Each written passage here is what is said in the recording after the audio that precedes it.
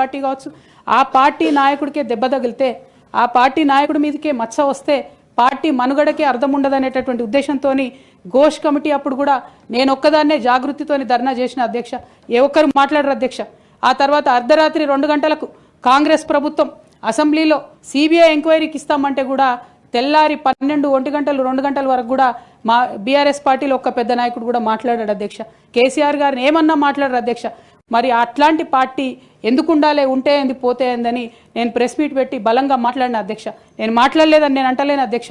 డెఫినెట్గా అవినీతి పరుల పేరు చెప్పిన, నేను హరీష్ రావు గారి పేరు చెప్పిన, వారి టీంలో ఉన్న అందరి సభ్యుల పేరు చెప్పిన అధ్యక్ష. ఇప్పుడు కూడా చెప్తాను అధ్యక్ష. కానీ అధ్యక్ష చెప్పిన తర్వాత తెల్లారి 2 గంటల లోపల నన్ను సస్పెండ్ చేసిండ్రు అధ్యక్ష.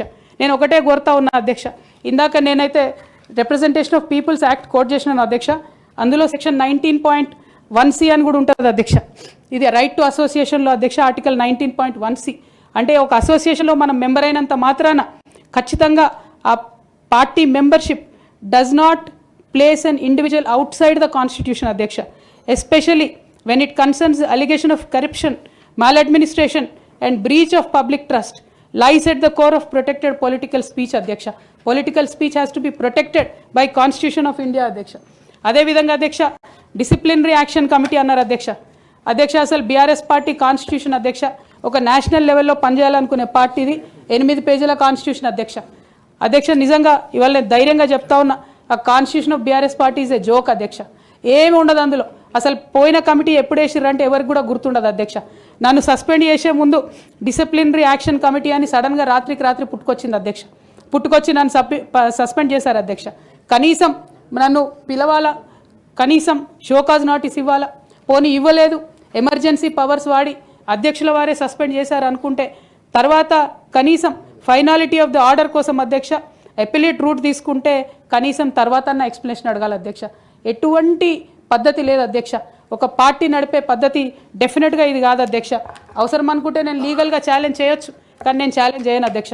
ఎందుకంటే ఎటువంటి పద్ధతి లేనటువంటి బీఆర్ఎస్ పార్టీ నుండి, ఎటువంటి నైతికత లేనటువంటి బీఆర్ఎస్ పార్టీ నుండి దూరం అవుతున్నందుకు ఇవాళ నేను చాలా సంతోషిస్తున్నా అధ్యక్ష.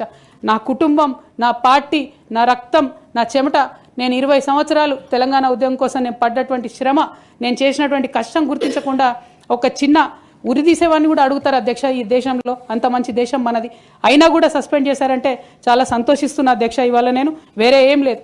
అయితే కాంగ్రెస్ పార్టీ అధ్యక్ష నా సస్పెన్షన్ని పొలిటికల్గా వాడుకోవాలని ఈ బీఆర్ఎస్ పార్టీలో వచ్చినటువంటి చీలికలను చాలా పెద్ద ఎత్తున వాళ్ళు ప్రమోట్ చేస్తూ ఉన్నారు అధ్యక్ష. ప్రత్యేకించి వారు నాపై చేస్తున్న ఆరోపణ అధ్యక్ష ఇది ఆస్తుల పంచాయతీ, ఆత్మగౌరవం పంచాయతీ కాదని చెప్తా ఉన్నారు అధ్యక్ష. నేను ఇవాళ మీ ద్వారా తెలంగాణ ప్రజలకు చెప్పదలుచుకున్న అధ్యక్ష. అధ్యక్ష నాకు దైవభీతి ఎక్కువ అధ్యక్ష, దైవ భక్తురాలు నేను. లక్ష్మీ నరసింహస్వామి మా ఇంటి దేవుడు అధ్యక్ష. ఆ లక్ష్మీ నరసింహస్వామి మీద ప్రమాణం చేసి చెప్తా ఉన్నా అధ్యక్ష. ఒక మహిళగా నాకు 2 కొడుకులు ఉన్నారు అధ్యక్ష.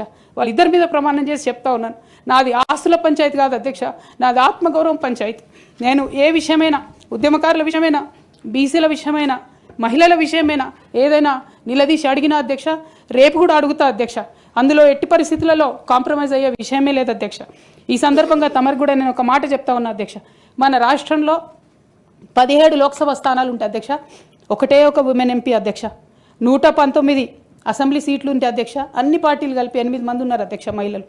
40 మంది ఉన్న ఈ శాసన మండలిలో 3 ఉన్నాం అధ్యక్ష లేడీస్. మేము ఇక నేను పోతే 2 మిగులుతారు అధ్యక్ష.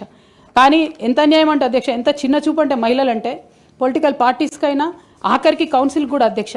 నేను నిన్న మొన్న ఫామ్స్ సైన్ చేస్తున్నా అధ్యక్ష. ఎక్కడా కూడా సభ్యురాలని లేదు అధ్యక్ష. ప్రతి చోట కూడా సభ్యుడనే ఉన్నది. తమరన్న దయచేసి మార్చాలి అధ్యక్ష. ఈ మొత్తం 4 కోట్ల మంది ప్రజల్లో అధ్యక్ష మహిళల యొక్క పర్సెంటేజ్ అధ్యక్ష మన రాష్ట్రంలో ఇంత అధ్యక్ష 0.00003% అధ్యక్ష. ఇది మాకుండే రాజకీయమైనటువంటి రిప్రజెంటేషన్ అధ్యక్ష.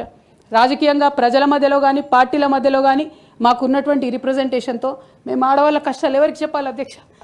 ఒకనాడు కేసీఆర్ గారు అన్నారు అధ్యక్ష, ఈ దేశ రాజ్యాంగాన్ని మార్చాలి, మహిళలకు సమాన హక్కులు కావాలని. నేను అడుగుతా ఉన్నా అధ్యక్ష, పార్టీలు రాజ్యాంగాలు మార్చుకోవాలి అధ్యక్ష. ఇవ్వండి మహిళలకు సీటు. మీరు ఎంకరేజ్ చేయకపోతే ఎవరు ఇస్తారు అధ్యక్ష? ఎందుకోసం ఇస్తారు? మనం రాణి రుద్రమదేవి గురించి ఇలా మాట్లాడుకుంటున్నామంటే డెఫినెట్గా ఆమె స్వతంత్ర సంగ్రామంలో ఉన్నప్పుడు అధ్యక్ష మొదలు కాంగ్రెస్ పార్టీలోనే ఉండే అధ్యక్ష. భగత్ సింగ్ కానీ, సుభాష్ చంద్రబోస్ కానీ ఇట్లాంటి వాళ్ళందరూ. కానీ తర్వాత వాళ్ళ ఫిలాసఫీ వెతుక్కొని వాళ్ళ దారి వాళ్ళు వెతుక్కొని పోయినారు అధ్యక్ష.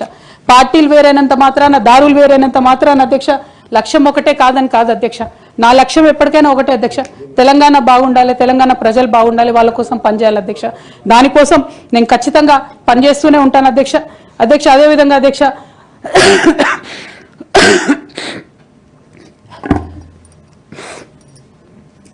బీఆర్ఎస్ పార్టీ వైఫల్యాల్ని ఎండగడుతూ సక్సెస్ అయినటువంటి కాంగ్రెస్ పార్టీ అధ్యక్ష కంప్లీట్గా వాళ్ళు కూడా అన్ని అంశాలను ఇగ్నోర్ చేసినారు అధ్యక్ష. నేను రిక్వెస్ట్ చేస్తున్నా అధ్యక్ష, ప్రధానంగా విద్య విషయంలో, నీళ్ల విషయంలో వాళ్ళు చేస్తున్నటువంటి తప్పిదాలను మీరు కొనసాగిస్తే డెఫినెట్గా ప్రజలు మీకు బుద్ధి చెప్తారు, అందులో ఎటువంటి అనుమానం లేదు. నేను చివరిగా ఒక్క మాట చెప్తాను అధ్యక్ష, डरना नहीं किसी के भी पैरों के नाप से, डरना नहीं किसी के भी पैरों के नाप से, आखिर में पुण्य जीत ही जाएगा पाप से, आखिर में पुण्य जीत ही जाएगा पाप से. गीता में कृष्ण ने कहा अर्जुन से बस यही, गीता में कृष्ण ने कहा अर्जुन से बस यही, आखिर में पुण्य जीत ही जाएगा पाप से. అధ్యక్ష, నేను నిజం పక్షాన ఉన్నాను అధ్యక్ష, నేను నైతికత పక్షాన ఉన్నాను అధ్యక్ష. నేనేమి తప్పు చేయకుండా పార్టీలో కొంతమంది కక్షగట్టి మహిళా నాయకత్వం ఎదగకుండా పార్టీలో కొంతమంది కక్షగట్టి అధ్యక్ష, ఎక్కడైతే ఉద్యమకారుల మాటలు కేసీఆర్ గారికి చేరుతాయో, ఎక్కడైతే సామాన్య కార్యకర్తల మాటలు కేసీఆర్ గారికి చేరుతాయో, ఎక్కడైతే పేదవాళ్ళ మాటలు కేసీఆర్ గారికి చేరుతాయి అనుకున్నారు అధ్యక్ష, వాళ్ళకు అడ్డు కూడా కట్టి ఇవాళ నన్ను పార్టీ బయట వేసినారు అధ్యక్ష. అటువంటి పార్టీలో నేను ఉండదలుచుకోలేదు అధ్యక్ష. కాకపోతే మీతో నేను రిక్వెస్ట్ చేస్తా ఉన్నా అధ్యక్ష, ఏ పొలిటికల్ పార్టీ అయినా అధ్యక్ష రాజ్యాంగాన్ని స్ఫూర్తిగా తీసుకొని పనిచేయాలి అధ్యక్ష. బీఆర్ఎస్ పార్టీ ఆ స్ఫూర్తితో లేదు అధ్యక్ష. కాబట్టి నేను ఈ రాష్ట్రంలో మహిళలకు కొంత ఇన్స్పిరేషన్ ఇవ్వడానికి అధ్యక్ష, ప్రజలకు ఓవరాల్గా సేవ చేయడానికి అధ్యక్ష, ఇప్పుడు కాంగ్రెస్ పార్టీ చేస్తున్న విధానాలకు ప్రధాన ప్రతిపక్షం అధ్యక్ష ఇవాళ లేనేలేదు హౌస్లో, నిన్న మొన్న అసెంబ్లీ నడిచింది అక్కడ లేనేలేదు అధ్యక్ష. ఆ యొక్క గ్యాప్ని ఫిల్ఫిల్ చేయడానికి అధ్యక్ష నేను ఇవాళ ఒక వ్యక్తిగా ఈ హౌస్లోకి వెళ్ళిపోతున్నా అధ్యక్ష. కానీ నేను ఒక శక్తిగా ఫ్యూచర్లో చట్టసభలకు తిరిగి వస్తా అధ్యక్ష. డెఫినెట్గా ఒక పొలిటికల్ సిస్టమ్ని క్రియేట్ చేస్తా అధ్యక్ష ఈ స్టేట్లో, చేసి ఖచ్చితంగా ఒక శక్తిగా నేను తిరిగి వస్తాను అధ్యక్ష. మీ అందరి యొక్క ఆశీర్వాదంతో ఈ హౌస్లో ఈ 4-5 ఇయర్స్లో మీతో ఉన్న అనుబంధంతో నేను చెప్తా ఉన్నా అధ్యక్ష, మీరు చాలా అవకాశాలు ఇచ్చారు అధ్యక్ష, చాలాసార్లు మాట్లాడే అవకాశాలు ఇచ్చారు, అనేక సమస్యల మీద పోరాటం చేసే అవకాశం ఇచ్చారు, మీకు ధన్యవాదాలు తెలియజేస్తాను అధ్యక్ష. కాకపోతే తెలంగాణ డెవలప్మెంట్ కోసం ఇప్పుడున్న పార్టీ కూడా అంతే కమిటెడ్తో పనిచేయాలని చెప్పి డిమాండ్ చేస్తూ ఆ అన్ని అంశాలను టేకప్ చేసి మేము పనిచేస్తామని మీకు తెలియజేస్తూ మీ దగ్గర సెలవు తీసుకుంటున్నాను అధ్యక్ష. Thank you. జై తెలంగాణ.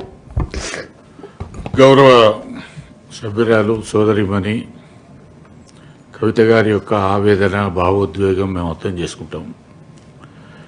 భావోద్వేగాల మధ్య రాజీనామా చేయడం అంత సమంజసం కాదనేటువంటి ఉద్దేశంతోనే ఆ రోజు అదే చెప్పాను, ఈ రోజు కూడా అదే చెప్తున్నాను. మీరు ఆలోచన చేయండి, పునరాలోచన చేయండి. భవిష్యత్తు అనేటువంటిది ఎట్లా ఉంటుంది అనేది కాలమే నిర్ణయిస్తుంది. కాబట్టి భావోద్వేగంలో ఆవేదనతోనే తీసుకునే నిర్ణయాలు ఒకసారి సక్రమ బాటలో పట్టకపోవచ్చు. కాబట్టి మరొకసారి మీరు ఆలోచన చేయమని నేను రిక్వెస్ట్ చేస్తాను. ఇప్పటికే 4 months లేట్ అయింది అధ్యక్ష. ఆ పార్టీతో నాకు ఎటువంటి అనుబంధం వద్దు అధ్యక్ష. పైగా డెఫినెట్గా ఆడబిడ్డను కాబట్టి కొంత ఆవేదన తట్టుకోలేకపోతా ఉన్నా అధ్యక్ష. తమరి ముందు మాట్లాడేటప్పుడు కొంత ఇమోషన్ అవుతా ఉన్నా. బట్ ఈ 4 months మీరు ఇచ్చిన సమయంలో చాలా సుదీర్ఘంగా ఆలోచన చేసుకున్నాను అధ్యక్ష. దయచేసి రిజైన్ చేయడానికి మీరు నా రెసిగ్నేషన్ యాక్సెప్ట్ చేయమని చెప్పి మిమ్మల్ని కోరుతా ఉన్నా అధ్యక్ష. Thank you. జై తెలంగాణ.